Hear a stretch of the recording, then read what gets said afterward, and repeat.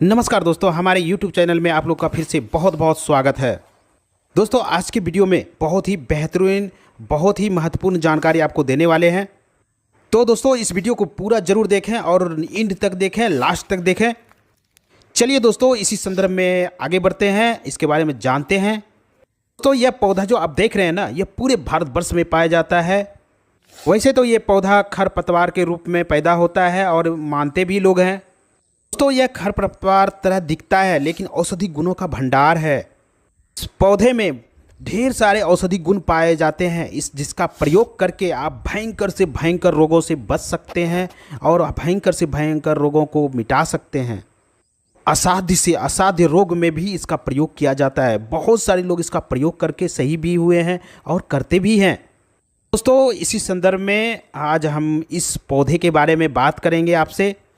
तो इस पौधे का मैं नाम बताऊंगा और इसका प्रयोग कैसे करना है, किस मात्रा में करना है और कौन कौन सी बीमारी में करना है। बस आप ध्यान से सुनिए और इसका फ़ायदा लीजिए। इस पौधे में थोड़ा सावधानी भी बरतनी पड़ती है, मैं पहले ही बता दे रहा हूँ।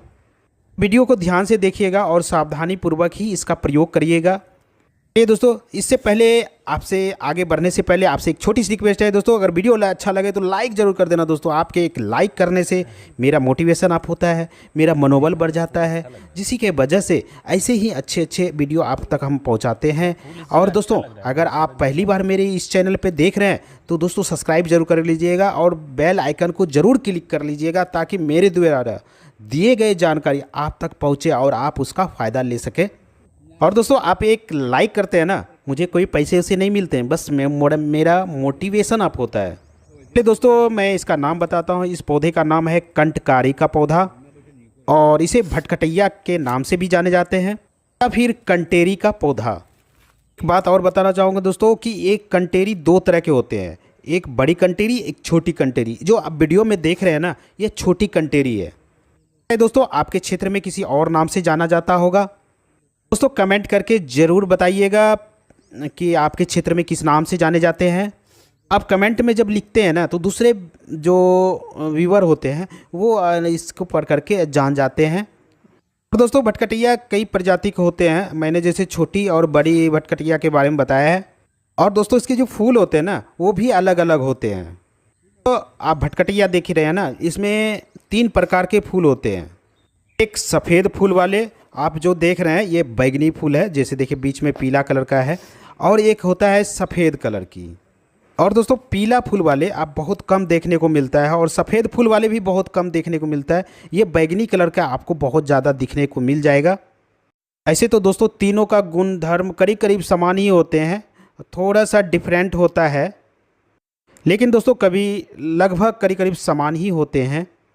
कंटेरी देख रहे हैं ना, इसका उपयोग अस्थमा, पाचन विकार, बवासीर चाहे खूनी हो या बादी, या मूत्र विकार, या कान में सूजन हो जाना, या फिर कान में हो रहा जलन, या फिर मूत्र विकार में जैसे कि रुक रुक के आना, जलन होना, इन्फेक्शन होना, तो जो जैसे गुर्दे में किसी प्रकार की इन्फेक्शन हो जाना, दर्द होना, सूजन होना, दोस्तों ब्लड में संक्रमण हो जाना या ब्लड में खराबी आना, या फिर दोस्तों यौन इन्फेक्शन या यौन संक्रमण, इन सब बीमारी के लिए इसका प्रयोग किया जाता है।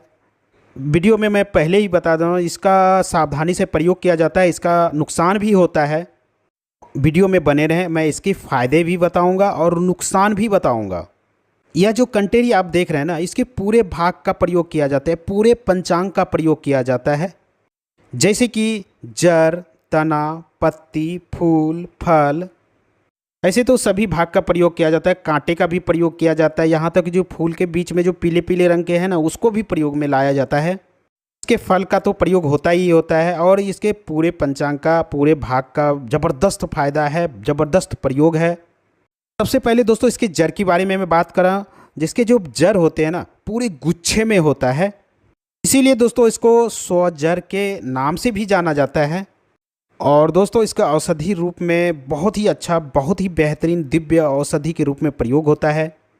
इसके जब जड़ को आप उखाड़ेंगे ना तो इसके जड़ में छोटे छोटे मटर के दाने ऐसे गोल गोल उसमें जड़ में लगा रहता है। गांठ होते हैं ना वो दोस्तों कंद की तरह बना रहता है उसके जड़ में, उसे कंद भी कहा जाता है। जब आलू आप निकालते हैं ना, तो उसमें जो आलू की तरह ही जड़ में जो छोटे छोटे होते हैं, ये कंद लगा रहता है, खाने के बराबर होता है, थोड़ा सा बड़ा भी हो सकता है।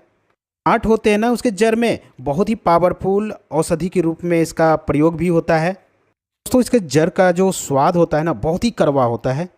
तो इसके पत्ते की बात करें तो इसके जो पत्ते हैं ना, रोएदार होते हैं, और इसमें देख ही रहे हैं जिसमें कांटे लगे होते हैं। शुरू में गहरे हरे रंग का होता है और बाद में थोड़ा थोड़ा उसका पीलापन आने लगता है। तो पौधा है उष्णकटिबंध का पौधा है, और इसीलिए दोस्तों आपको देखे होंगे कि गर्मियों के दिन में ये ज़्यादा पौधा आपको देखने को मिलेगा। ये पौधे के में जो मौजूद तत्व होते हैं ना, जैसे पोटेशियम नाइट्रेट, फैटिक एसिड, सैलिक एसिड, एसिड, कैफिक एसिड आदि इसमें मौजूद होते हैं। कंटेरी का पौधा होता है ना, यह गर्म तासीर का होता है। तो इसीलिए दोस्तों आयुर्वेद में जो इसका प्रयोग बताया गया है ना, वो बहुत ही सावधानी पूर्वक इसका प्रयोग बताया गया है। और दोस्तों यह आयुर्वेद में सीधे रूप में भी प्रयोग किया जाता है, इसमें दवा के रूप में भी प्रयोग किया जाता है। कहने का मतलब के साथ इसको मिला कर के प्रयोग किया जाता है। ये पूरे पंचांग को ले आएँ और उसको पीस करके पेस्ट बना करके तिल के तेल में उसको अच्छी तरह से भून लें। जैसे गठिया हो गया है ना, तो उस पर आप लगा देते हैं, तो गठिया के लिए रामबाण इलाज है ये। यहाँ तक कि दोस्तों शरीर में कहीं भी सूजन हो गया हो, या फिर कमर दर्द हो, कोहनी का दर्द हो, जोड़ों का दर्द हो, किसी भी प्रकार का दर्द हो शरीर में, उसके लिए यह रामबाण काम करता है। लेप को आपको लगाना है। खांसी के लिए यह औषधि बहुत ही ज़बरदस्त माना गया है, और खांसी में दोस्तों इसको कई तरह से इसका प्रयोग किया जाता है। जो दमा होता है ना, जिसमें कि सांस बहुत ज़्यादा फूलता है, ये बहुत ही बेहतरीन और बहुत ही रामबाण औषधि है ये। इसको सही करने के लिए कई तरीके हैं। एक तरीका ये है, तो उसके लिए क्या करें, इसके फूल जो देख रहे हैं ना, उसमें जो मैंने दिखाया था पीले पीले दल जो होता है, उसको निकालना है। पीले पीले है, उसको आपको निकाल करके इकट्ठा थोड़ा सा कर लेना है, ले आना है। ज़्यादा क्वांटिटी में आप उसको ले आएँ और उसको सुखा करके और उसको पीस करके पाउडर बना लें। 10 ग्राम की मात्रा में वो ले लें पाउडर, और उसमें शहद मिला करके उसको चटाएं। इस तरह से आप सुबह शाम आप दिन आप कंटिन्यू करें। दमा रोग के लिए बहुत ही बेहतरीन औषधि है, बिल्कुल नेचुरल है। तो दूसरा तरीका क्या है ना, इसके पूरे पंचांग को उखाड़ करके और को पीस करके पाउडर तैयार कर लें। 2-3 चम्मच ले लें और आधे लीटर पानी में अच्छी तरह से उसको उबालें। जब आधा बच जाए, आप उसको क्या करें, जब बच जाए हल्का गर्म रहे, तो आप उसको सीप कर करके जैसे चाय पीते हैं ना, उस तरह से पी लें उसको। दिन में 2 बार प्रयोग करें, या ज़्यादा है तो 3 बार भी करिए, प्रयोग कर सकते हैं। तो करेगा ही करेगा, आपके फेफड़े से संबंधित सारी बीमारियों को यह दूर करता है। दोस्तों दमा रोग के लिए और फेफड़े के रोग के लिए, सर्दी खांसी, छोटी मोटी एलर्जी जो समस्या बनी रहती है ना, उसके लिए बहुत अच्छा। यहाँ तक कि दोस्तों किसी को बुखार आ गया ना, तो उसमें भी बहुत बेहतरीन काम करता है। इसके और भी प्रयोग हैं। आप क्या करें, बासा का एक पत्ती ले लें, इसके जो कंटारी की देख रहे हैं ना, इसके जड़ को ले लें। तो अकरकरा आपने देखा है ना, अकरकरा का जो ऊपर वाला फूल होते हैं जो पीले पीले, करीब करीब 10 से 15 ग्राम आप ले लें। फिर क्या करें दोस्तों, ऐसे कूट कूट करके इसका काढ़ा तैयार करें। दिन में 3 बार इसका प्रयोग करें, सेवन करें। तो दोस्तों जो बलगम होता है ना, छाती के नीचे जो बलगम जम जाता है ना, आप इस तरह से पिएंगे ना, तो वो बलगम को बाहर निकाल देता है। यह मिर्गी के लिए भी बहुत अच्छा प्रयोग है, मिर्गी में भी इसका प्रयोग किया जाता है। हम सबको पता है कि मिर्गी जो है ना, बहुत ही गंभीर बीमारी है। के रोगियों के लिए कंटकारी जो होता है ना, बहुत अच्छा इसका प्रयोग है। दोस्तों बहुत ही साधारण सा प्रयोग है। इसके पत्ती को लें और उसको पीस करके इसका रस निकाल लें। और दोस्तों जब मिर्गी पड़े, तो आप उसके नथुने में 2 बूंद टपका दें। तो नाक में टपकाने से तुरंत उसका मिर्गी का जो दौरा है ना, वो शांत हो जाता है। इसको मिर्गी का दौरा बार बार आते रहता है, तो उसको लिए क्या करें, जब वो सोने जाए ना, नाक में 2 बूंद टपका दें। दोस्तों कुछ दिन आप इसका प्रयोग करेंगे ना, तो उसका मिर्गी का दौरा जड़ से ख़त्म हो जाएगा, उसको फिर दोबारा नहीं होगा। इसके साथ साथ दोस्तों अगर पेट की समस्या हो, लीवर खराब हो गया हो, गैस बन रहा हो, अनपच की समस्या हो या फिर पेट में कीटाणु की वजह से आपका हाजमा सही नहीं हो रहा हो, तो बहुत ही साधारण सा प्रयोग है। इसके पत्ते को लें और उसका रस निकाल लें, 2 चम्मच उस मरीज को पिलाएं। तो दिन में 2 से 3 बार ज़रूर पिएं।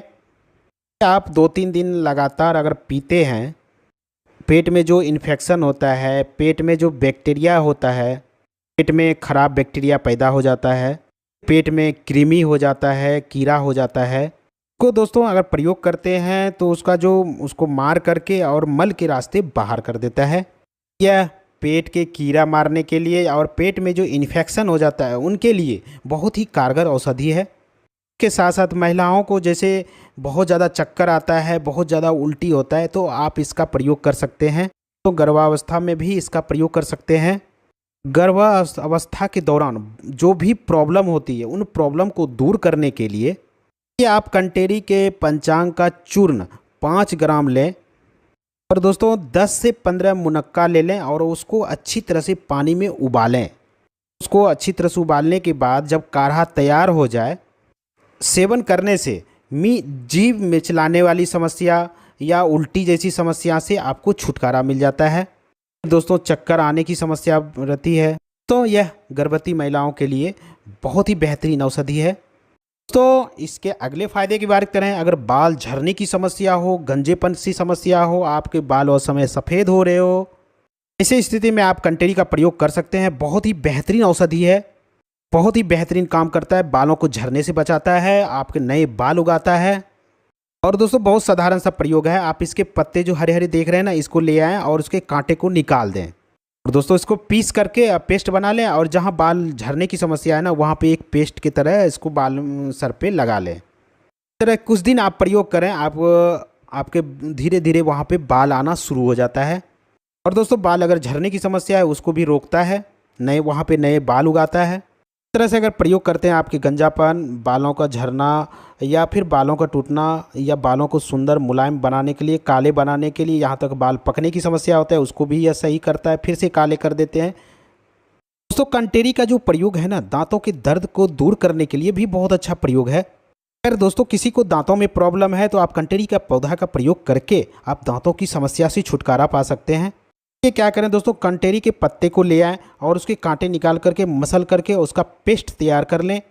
दोस्तों जब सुबह सुबह जगते हैं ना, तो जब ब्रश आप करते हैं उसके बाद आप क्या करें, उस पेस्ट से अपने दांतों का हल्के हल्के उंगली के सहायता से उसको मालिश करें और उससे मालिश करें। और जहाँ पे दोस्तों दर्द हो रहा हो ना, इस पेस्ट को उस जगह रख करके थोड़ा देर उसको छोड़ दें।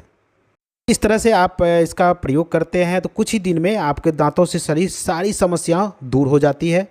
आपके जो दांतों से अगर मसूड़े से खून आ रहा है या फिर आपका दांत सड़ने की अवस्था आ गया है या पीलापन पड़ गया है या फिर मुंह से बदबू आता हो, उसको भी यह सही करता है। दांत का दर्द हो तो वह भी आप प्रयोग कर सकते हैं। कंटेरी के बहुत सारे फायदे हैं, बहुत सारे बेनिफिट्स हैं, एक वीडियो में बताना संभव नहीं है। इसलिए दोस्तों अब नेक्स्ट वीडियो में आपको इसके फ़ायदे बताऊँगा। जैसे कि मैंने बताया था इसके कुछ नुकसान भी होते हैं, तो दोस्तों नुकसान के जानना भी ज़रूरी होता है कोई भी औषधि का प्रयोग करने से पहले। दोस्तों मैंने जो आपको मात्रा बताया उसी मात्रा के अकॉर्डिंग आप इसका प्रयोग करें, उससे ज़्यादा प्रयोग ना करें। चलिए दोस्तों कुछ नुकसान इसके बता देते हैं। कंटेरी का प्रयोग बहुत लंबे समय तक नहीं करना है आपको। तो बहुत ज़्यादा समय तक आप प्रयोग करते हैं तो आपके लीवर पे, किडनी पे इसका इफेक्ट पड़ सकता है। दोस्तों आपके पाचन क्रिया को यह बिगाड़ सकता है। दोस्तों इसका प्रयोग बहुत ही कम समय के लिए किया जाता है और बहुत ही सीमित मात्रा में किया जाता है। अगर दोस्तों किसी को सांस रोग की समस्या है, दमा का समस्या है, कि जो फूल के जो बीच में पीले वाले भाग है, जो मैंने प्रयोग बताया था, प्रयोग आप कंटिन्यू लंबे समय तक कर सकते हैं पाउडर बना करके। लेकिन इसका जो पंचांग होता है, इसके जो पत्ते होते हैं, इसके जो जड़ होते हैं, लंबे समय तक इसका प्रयोग नहीं किया जाता है। अगर प्रयोग करते हैं तो दोस्तों कोई आसपास अगर वैद्य जी हो तो उससे सलाह से करके, मशवरा ले करके ही आप इसका प्रयोग करें। इस तरह दोस्तों इसकी कुछ सावधानी है, इसका सावधानी पूर्वक इसका प्रयोग करना चाहिए। तो दोस्तों आज हमने बताया आपको कंटेरी के कुछ फ़ायदे। तो उम्मीद करता हूँ दोस्तों आपकी जानकारी अच्छी लगी होगी। अच्छी लगी तो लाइक जरूर कर देना। फिर मिलते हैं एक नई जानकारी के साथ, एक नई औषधि के साथ। तब तक आप लोग स्वस्थ रहें, मस्त रहें। जय हिंद, जय भारत।